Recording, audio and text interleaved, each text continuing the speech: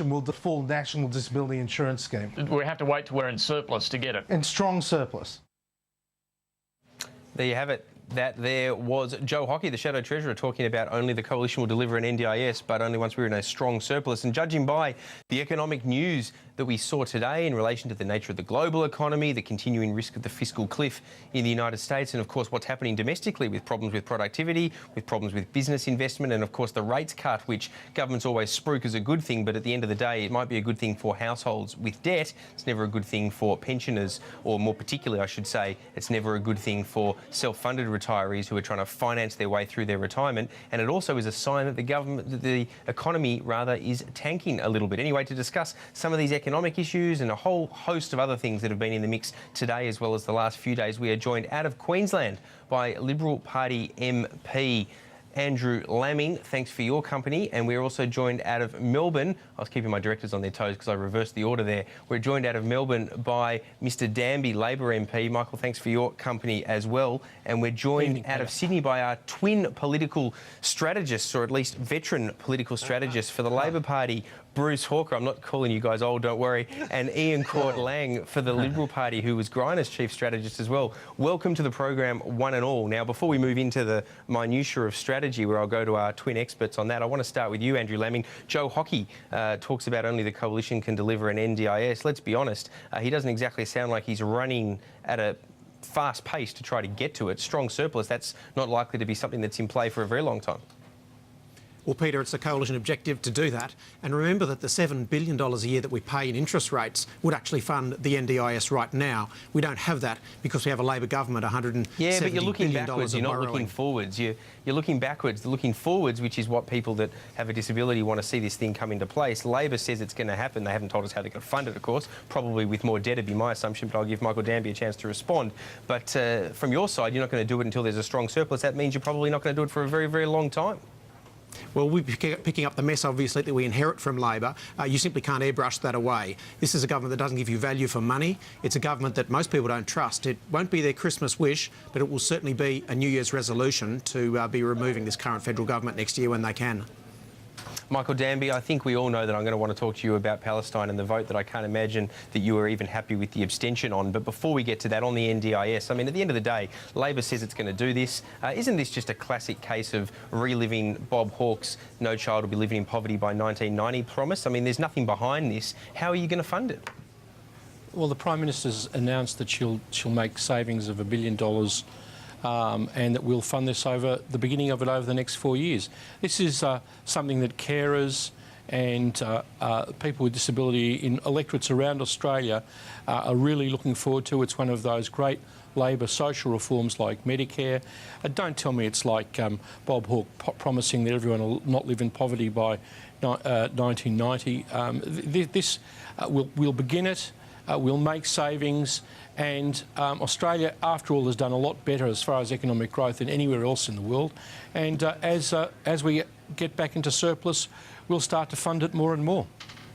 Yeah, but Mr Danby, you say that carers and people suffering with disability are looking forward to it. I say that they've got their hopes up. Yes, the government's funding a trial to the tune of $1 billion over 4 years, but the actual scheme is going to cost more than 10 times that, according to the estimates that we're seeing now, and that's just per year. We don't see the money for that. The Coalition is saying we need a strong surplus. We need more than a strong surplus to fund it. I mean, is there any guarantee this is going to happen in a timely manner? Well, what do you mean by a timely manner? It's got to begin somewhere. I think $1 billion over 4 years is a good start. We will make the savings from current expenditure. The Prime Minister has said very clearly today that she'll make judicious cuts. And as I say, this is something that a big, rich country like Australia, the 12th biggest economy in the world, member of the G20, can afford in the long term, and we owe it to people with disabilities and the people who look after them.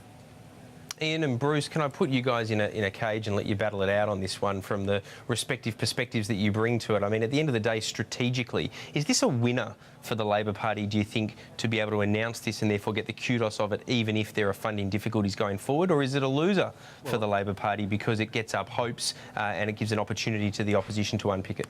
Well, I think in the cage, Bruce and I would probably both see this as it's base building. I think Labor has to build this base. You've seen it again today, and topics we'll talk about going forward. And if you're in the opposition, you've got to embrace it, because it's so much it's an issue. It's a Bambi issue. You can't knock Bambi. I think you'll have a trial for sure. You've got the opposition already resiling away from it, saying, you know, it must be when there's a major surplus. For the people with disabilities, obviously we as a developed nation, we as a rich nation should have it as an aspiration, but I just hope we don't hold their hopes too high, because I think at the beginning it's a base building exercise, and Liberals can't eschew it because it's just Bambi. Bruce Hawker, does that mean that Joe Hockey's making a mistake when he talks about a strong surplus because it just puts doubt in people's minds? Absolutely. Yeah. A couple of points. I think that one of the big reasons why Labor has had something of a resurgence in the last few months has been because it's been seen to return to Labor values, and I can't state too highly how important the NDIS is in that context. It is a strong Labor initiative. You know, in some ways it's up there with Medicare as being the sort of thing that you would expect of a Labor government, and it's been presented that way, and I think the public sees it in that light. So much so, of course, that Tony Abbott has said that in respect of this project and this scheme, he is Dr. Yes. That's his way of describing it. He says they're going to get there. I think the statement by Joe Hockey tonight, though, is quite revelatory, really, and I've been thinking for some time that Mitch Fifield and Tony Abbott have sort of been playing around with their words a bit to give them a bit of wriggle room, and tonight Joe Hockey's really belled the cat. What this is saying is, look, if we get to a strong surplus, then we, the Liberal Party, will go ahead with the NDIS. If I was any one of the 400,000 people out there tonight who have disabilities of one form or another, I would be feeling very anxious about the opposition's commitment to it.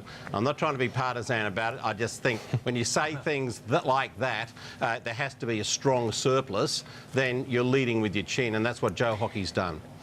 Well, Bruce, you might not be trying to be partisan, but I think we all know that you can't help yourself. But quick question, though, if I can, for you. I mean, in February, you were saying that the Prime Minister should resign in relation to Kevin Rudd coming back into the leadership. We get to the end of the year.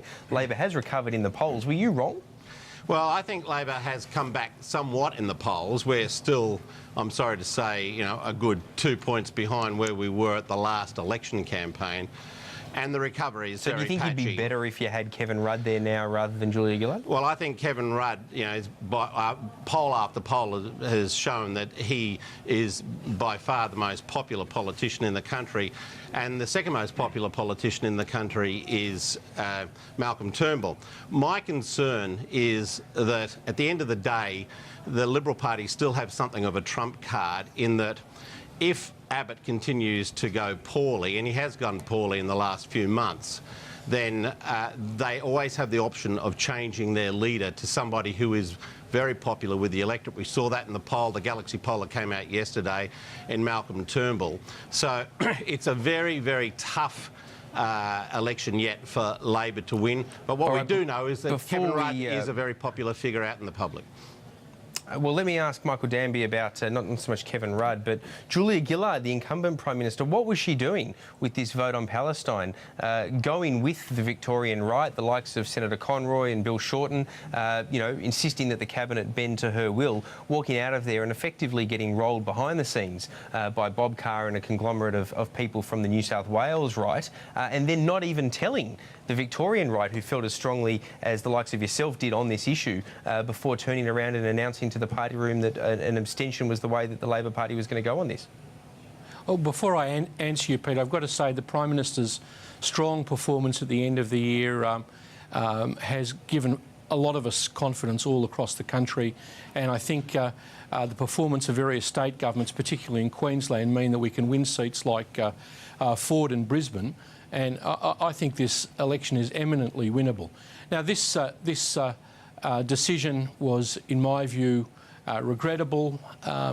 It's certainly silly, indeed delusional, to say that seats in Western Sydney can be won by throwing the Israelis under the bus. I mean, I think Senator Faulkner talked the truth Is today that what you when think he we've done with identified throwing corruption. the Israelis under the bus? Well, I mean, it's not as bad as that. But to say that this issue is going to fundamentally affect votes in Western Sydney, the issues there are many good people in the Labor Party in New South Wales, Paul House, Tony Burke, people like that.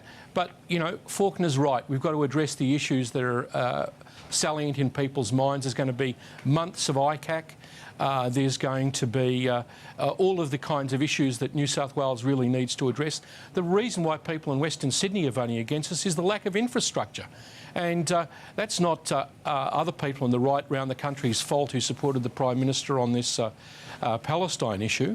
That's an issue that goes right back to New South Wales. And I think the Labor Party all around the country is going very strongly now, particularly in Queensland, particularly in Victoria, and we'll be looking to our friends in New South Wales to lift their game.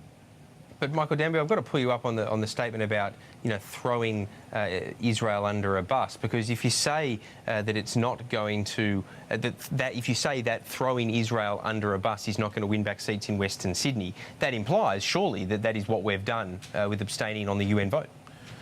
Look, Peter, on any you don't want to give us the grab, do you? Any day in Syria, there are more people that were killed than were killed in that entire operation in Gaza. I think the concentration on this Israel-Palestine issue is frankly overboard. I don't think people in Western Sydney give us much care to it as people were saying were the reasons why we needed to go against our Prime Minister. I think Julia Gillard's really shown that she's tough. She's really shown that she's got the issues, the National Disability Insurance Scheme, all of the kinds of labour value issues that Bruce was talking about. And that's why we're back in the game in Queensland and Victoria and South Australia. And I just hope that all of those months of ICAC are not going to prevent us winning the next federal election. All right, one and all, stay with us. We've got to take a commercial break. When we come back, I want to talk about the economy, the interest rate cut and what it all means for Australia and each of you out there individually. I'm going to start with Andrew Laming for the opposition's view. Back in a moment.